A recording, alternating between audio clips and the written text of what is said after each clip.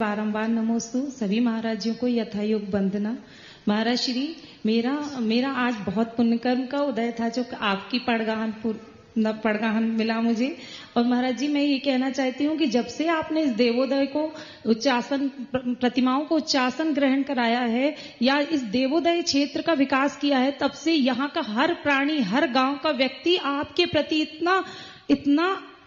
इतना समर्पण है उनका कि वो हमेशा जब भी हम लोग यहाँ आते हैं तो वो लोग हमेशा यही कहते हैं कि दीदी आप तो ये बताओ कि आपके बाबा जी कब आएंगे, और वो हमेशा आपका इंतजार करते हैं। इस बार जब आप आए तो वो लोग पहले से हम लोगों से पूछ रहे थे कि हमें तो बाबा जी को केवल दूर से दर्शन करना है, पर बस बाबा जी इधर आ जाए।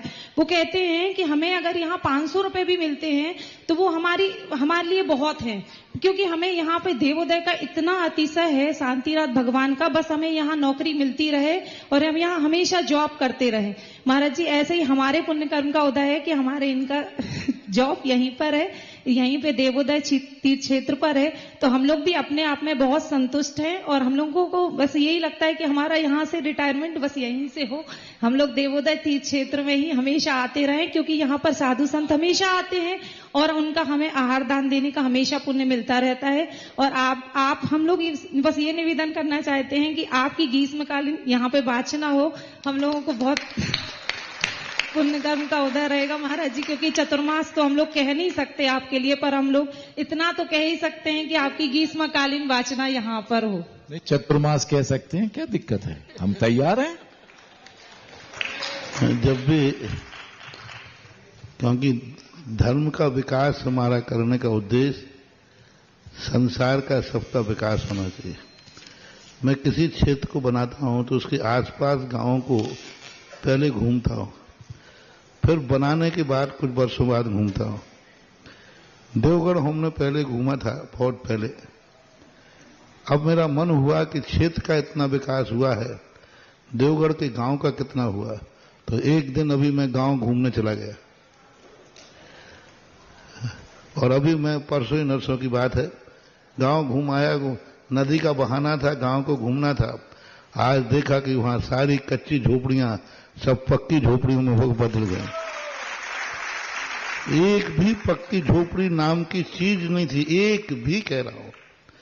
जितनी भी थी सब कच्चे मकान थे, और आज सब कच्चे मकान पक्के मकान में बदल गए। तो क्षेत्र का विकास होता है तो गांव वालों का भी विकास होता है, और यही उनका विकास दुआ का कारण बनता है। और इसलिए उनका भाव होता है कि महाराज कहाँ हैं, जिनके कारण से सब जगह मैंने देखा। ज्ञानोदय जब बना, नारेली गांव को मैं गया, ऐसी स्थिति थी कि बहुत, आज वहां जाके देखता हूं तो हर घर के सामने एक ट्रैक्टर खड़ा मिलता है। और वो उनसे पूछो भाई तुम ऐसे क्यों हो, बोले वो ज्ञानोदय तीर्थ क्षेत्र बनाना उसकी बदौलत है, तो ये होता है। धर्म का पैसा, लोग कहते हैं, सरकार कहती धर्म पैसा कहाँ जा रहा है। ये धर्म का पैसा आकर के जा तो जा रहा है मजदूरी में, बाजार में जाता है, एक मंदिर बनता है, पत्थर के मजदूरों को जाता है, लोहे को जाता है, सारा पैसा बाजार में पहुंचता है, गरीबों के घर पहुंचता है। सरकार नरेगा मरेगा चला के गरीबों की सेवा करती है, हम देवोदय तीर्थ क्षेत्र बनाकर गरीबों की सेवा करते हैं। तरीके भिन्न भिन्न हैं, आके पैसा तो वहीं पहुंचता है, ऐसा मानना है।